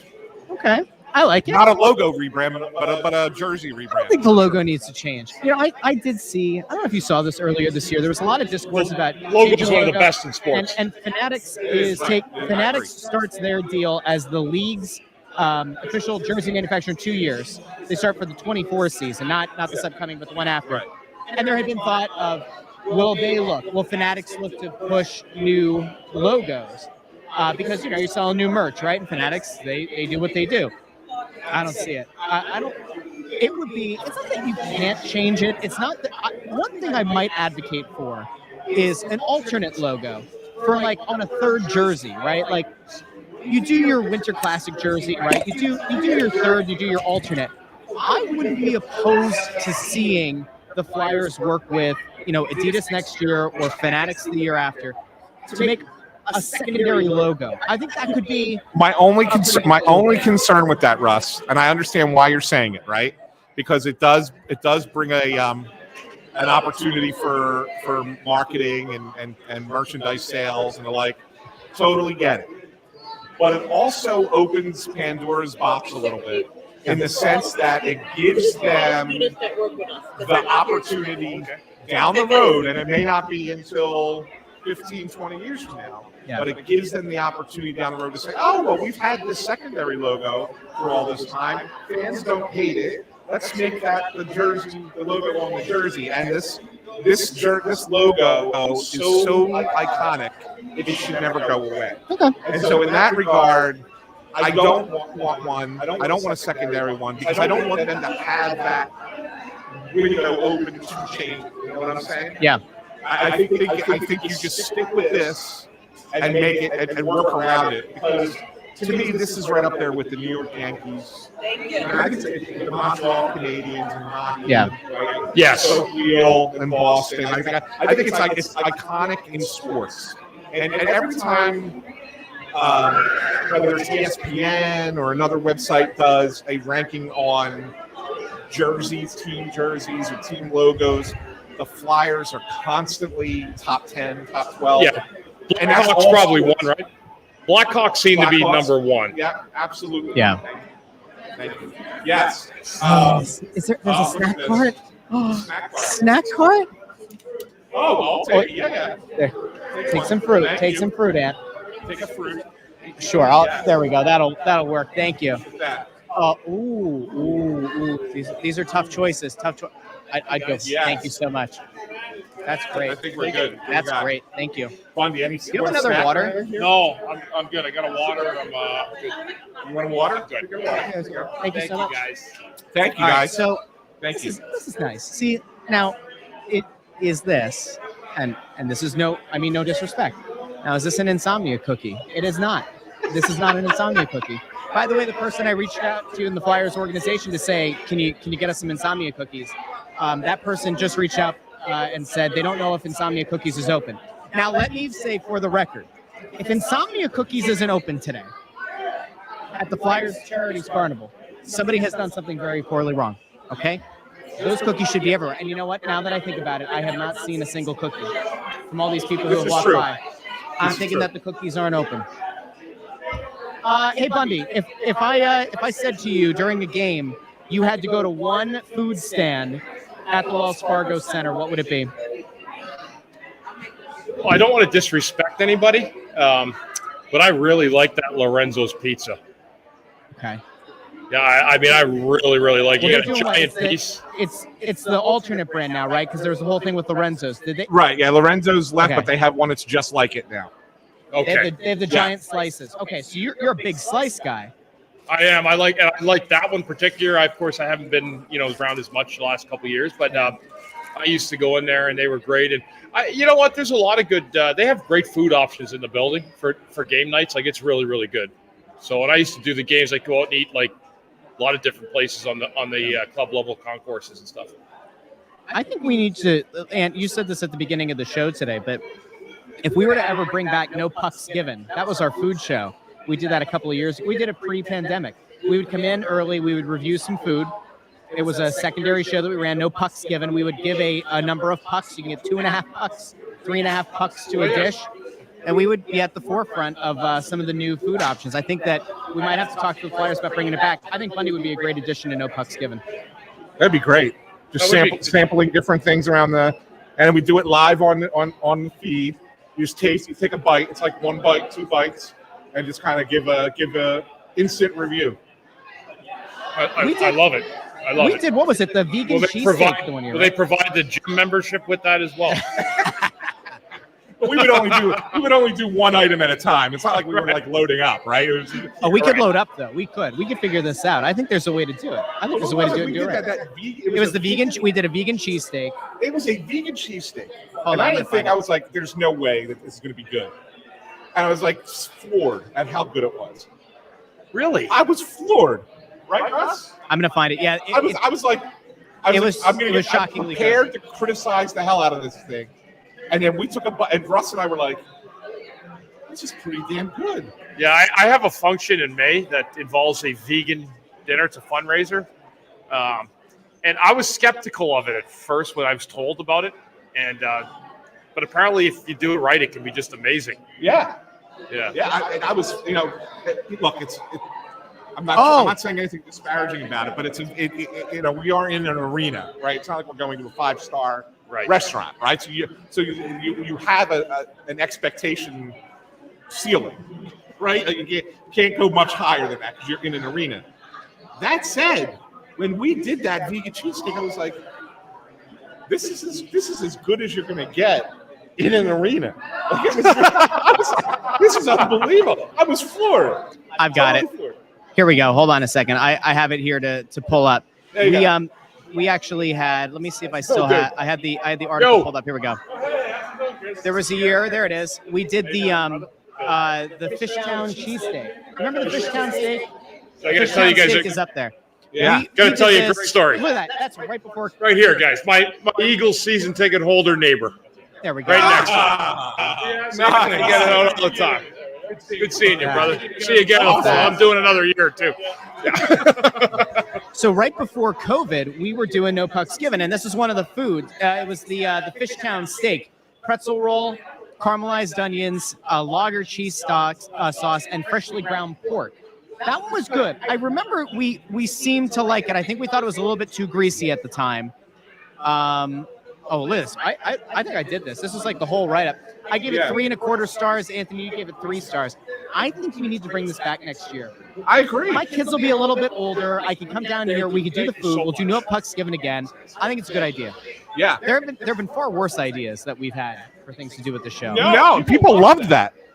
It was great. People loved it. It really was. They kept great. asking, when are you going to do another No Pucks Given? It was like the fans' favorite thing. We were doing broadcasts from the press box between periods that nobody else is doing anywhere, and we would get messages, hey, when are you guys going to do another No Pucks Given? When are you going to do another review of the food? Like, that's the people cared more about the food than us What do you talking think about the game. What do you think Portnoy goes around doing those pizza things on the bar stool? Yeah. He comes out, I was like, this pizza's okay. Man, if I owned a pizza joint, I had that guy walking out of it going, it's okay. I mean, I don't want to suck for that. Yeah. Shut your doors at that point, right? I think we've actually. People love that stuff, though. My They do. oldest daughter, Isabella, does that. If we do it, we have to do it the right way. And by the right way, I mean the Flyers need to pay. They need to at least provide the food. We don't dish out our own money for that. But Give us free food. We might kill it. no, we won't kill it. We'll be nice. If it's really bad, we won't post the review. I think that's fair. Wells Fargo Center Twitter account. We'll work. You sell that. You sell that to them. I can sell that. Why not? You sell that to them. Because what'll end up happening is we'll like a lot of stuff. We'll get it, promoted. We'll do a nice job with it. Sales will tick up. Well, it'll be great. I love it. Fantastic idea. I see, by the way, Yes. and this question was asked over on the live stream. Mr. Twitzer says, Mr. Twister says, do they not televise the carnival anymore? That's a great question, and I think it's a question you got to ask NBC Sports Philly, who, if they're not broadcasting this today, are missing a golden opportunity. Wouldn't be a first for them. I mean, seriously, Yeah. you're right, Bundy. I mean, it's a mistake. How It do you is. not broadcast? It used to be a thing that people watched. You got to see interviews with players in a much more relaxed environment. And you'd raise money for charity. They would put the websites up on the TV. You could raise more money that way. Is this really not on TV? It's not. I assumed it was. I don't think it is. By the way, I found the old video. I don't remember what it was that Nolan Patrick said, but this was I'm not going to put this on the feed, but Bill Clement interviewed Nolan Patrick, and if I remember correctly, it was about like whether or not he was going to be coming back, and he was like, I think he kind of like broke his own news that like he wasn't going to play the rest of the season or something, and I don't think that that's why they stopped filming the carnival or making it available on TV. I haven't looked on YouTube TV. I can do that in a second and check it out and see, but it does seem like a missed opportunity if they're not airing it. I guess. Listen, NBC Sports Philly has done a lot of cuts. They don't care about the local market at all. Oh, They're trying. I mean, if it wasn't for live sports, they wouldn't have a business. To be honest with you, that's true. I mean, they're run by clowns. They make decisions by clowns, and this was probably top of the food part. If this is not on TV, that would be a real disappointment, but predictable. Are you checking that out now, Russ? I was about to pull up. Right now. I don't see it. I don't see it anywhere. I was about to pull up Hulu to see if it certainly appears as though we might be the only live streaming video right now of the Flyers Charities Carnival, which of course, we're happy to do it. Definitely missed opportunity. I'm sorry. NBC Sports Philly is showing Georgetown at Penn women's lacrosse right now. Well, of course, but I heard that's going to be a good game, though. Don't forget, though, they do have NBC Sports Philadelphia Plus, so it's probably on there. Oh no, it's an infomercial. So, and then it's Red Wings at Flyers replay. So, missed opportunity. Yeah, you see, this actually would have been an infomercial, I think, too, because what I saw here today was kind of like the fact that there is that union does exist between the fans and this team and the community and the team.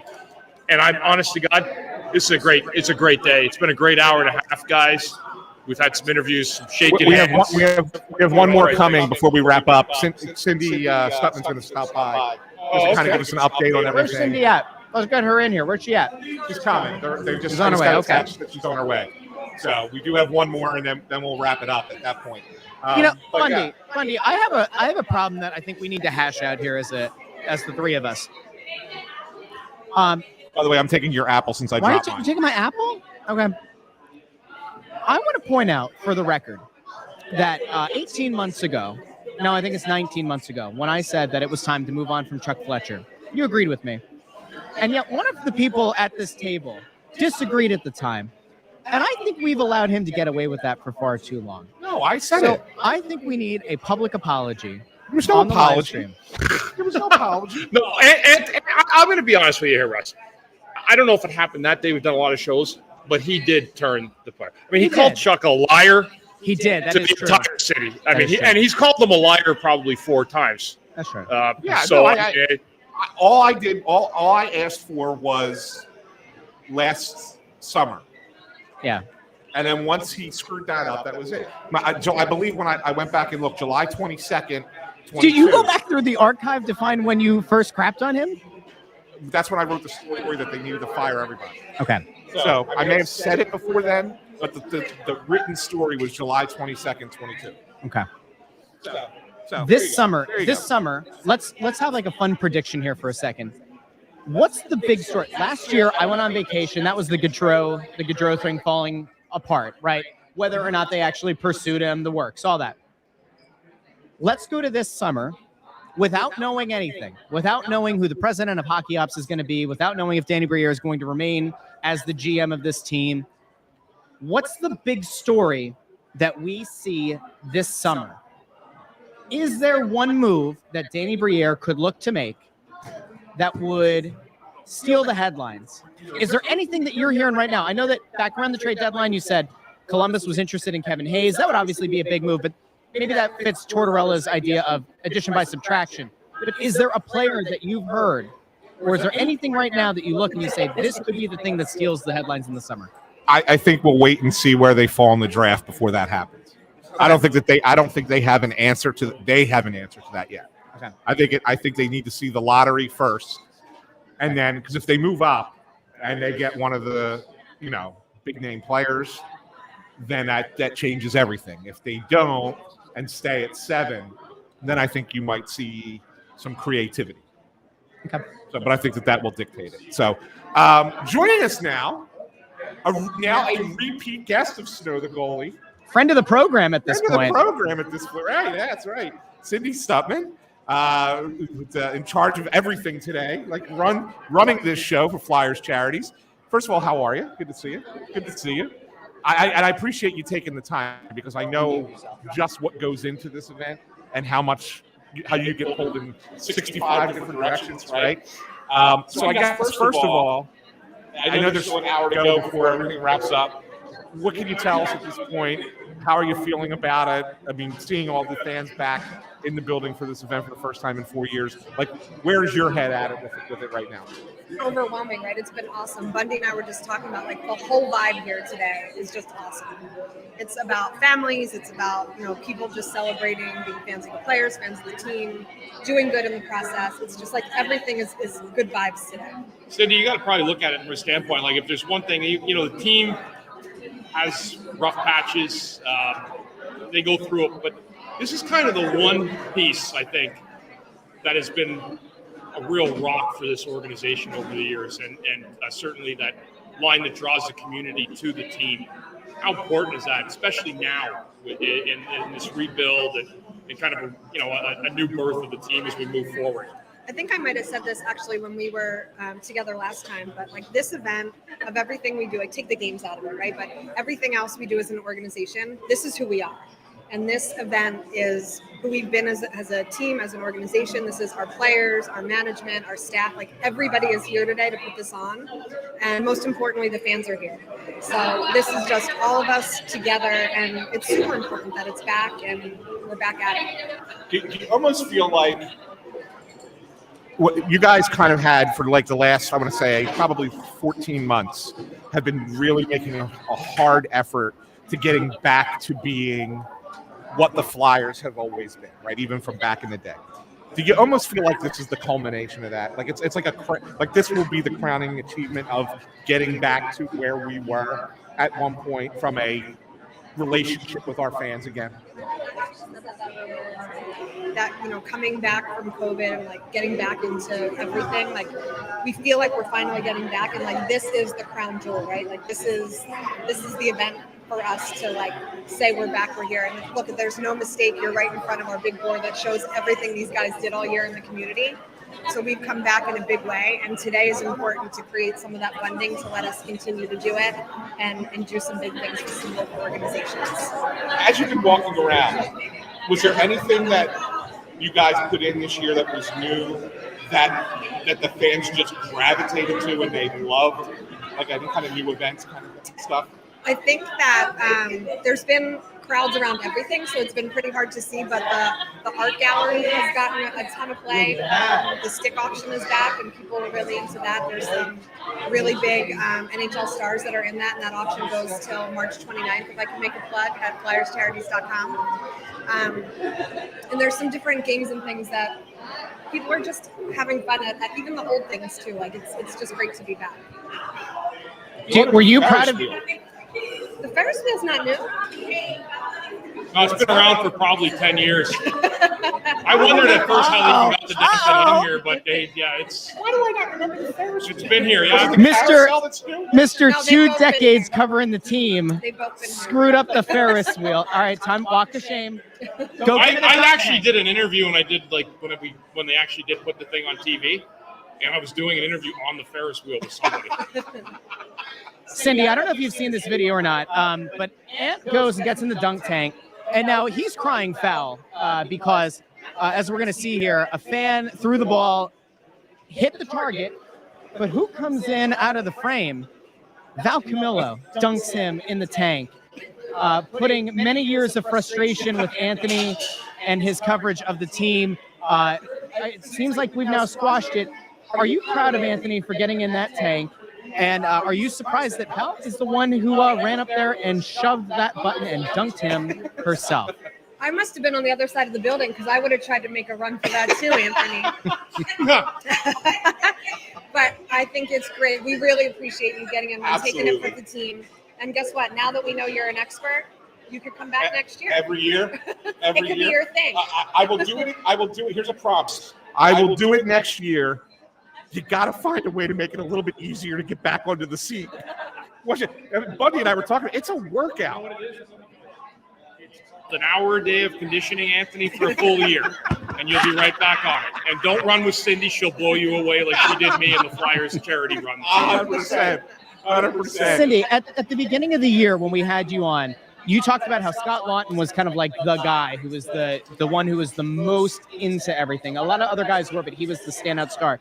Is there somebody who, over the course of the year, has almost gotten to that level, or is there somebody who surprised you by how much work they've been willing to do or how they've gotten involved, even from the start of the year? Yeah, you know what? They've all been so great that I don't think anybody's been surprising, but it's just been really, really nice to see how quick guys raise their hands to do stuff. Like we're doing a video shoot tomorrow for that Penn Medicine mobile prostate cancer unit that we gave to earlier this year. And guys are coming in on a day they don't need to be in. So it's just like everybody sort of has kicked in and been all over the community, done stuff here, done stuff everywhere, and it's been awesome. Now, I know it's not something you can give an answer to now or even right after the event, but do you have an idea roughly of when you might know the grand total that you were able to get today? Hopefully very soon. We got a lot to go through, a lot to add up from today, which is great, and just pull it all together, but hopefully very, very soon. But like start of the week kind of thing? No, I don't think it's going to be quite that. I think we're going to need a week or two to pull everything together. That's what I was just saying. Okay. Cool. Cindy, I couldn't be happier that this is back.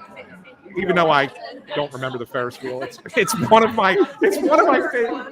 Well, you know what? And I mentioned it to somebody else earlier.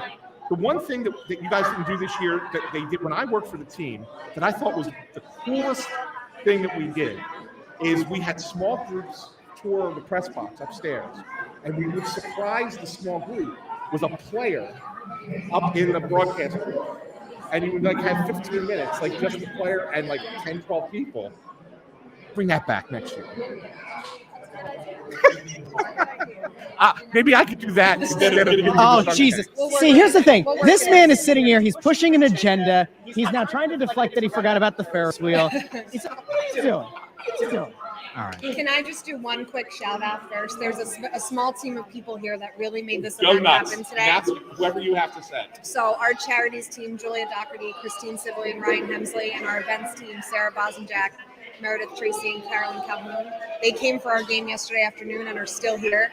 So they have put a lot of blood, sweat, and tears, not only into the last 30 hours or whatever it's been, but they've spent the last 3 years, getting ready for this day and putting it all together. So I just want to shout them out for their great job.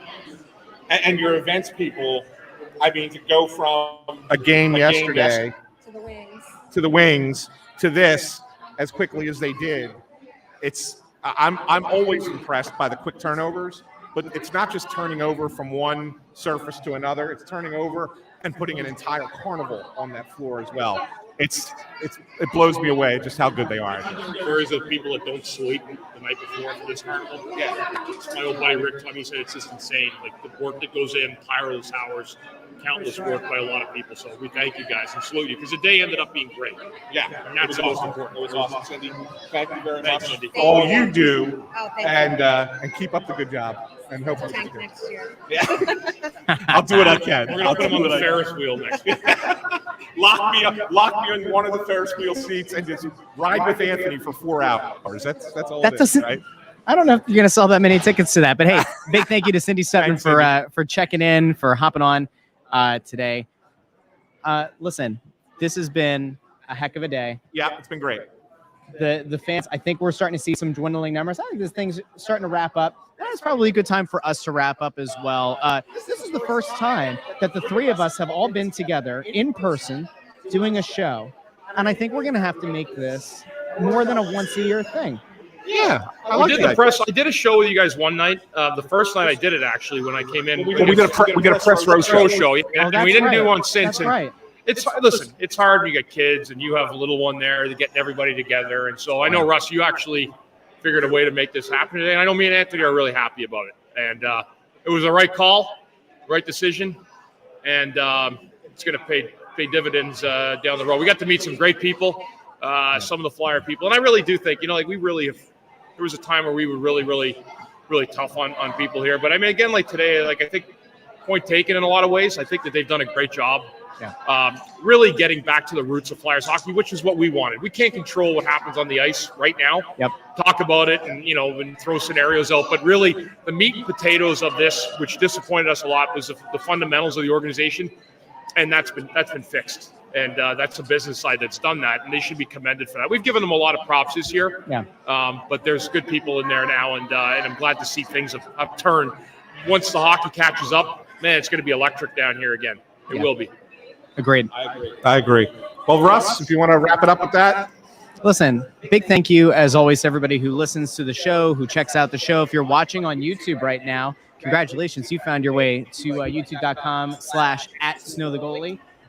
Make sure if you're watching on YouTube that you hit the little subscribe button, the little bells, so you can find out when we have new episodes. We're going to do some more, I think, live stream stuff here in the next few months. We'll put, obviously, the full episode videos on there as well, which will be good.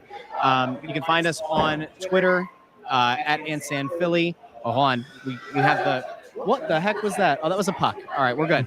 I thought that was a mouse. It was a puck. You can find us on Twitter @SnowTheGoalie, @AnsanPhilly, @CTarian6, @JoyOnBroad. Of course, you can find us on Facebook, facebook.com/SnowTheGoalie. You can also find us, of course, on wherever you get your podcasts, Apple Podcasts, Spotify, Stitcher, Google Podcasts, Amazon Music, Pandora. Everywhere you get your podcasts, you can find Snow the Goalie, the Only Flyers podcast. So for Bundy, who you can find on Twitter @CTarian6, for Ant, who you can find on Twitter @InsanePhilly. I'm Russ @JoyOnBroad. Thanks so much for listening, maybe even watching on the live stream. And if you came up, if you saw Bundy, if you got an autograph today, if you took a picture, feel free to tweet them @SnowTheGoalie. If you're on Facebook, send them to the Facebook page in the Messenger. What's Snow the Goalie? If you're on Instagram and you want to tag Bundy in the show and everything, please do so. Hope you had a great time. If you were out here, you met Bundy. Hope you had a great time. If you watched, if you listened, big thank you as always. We'll be back next week with a normally scheduled episode of Snow the Goalie, the Only Flyers podcast. We'll talk to you again next week.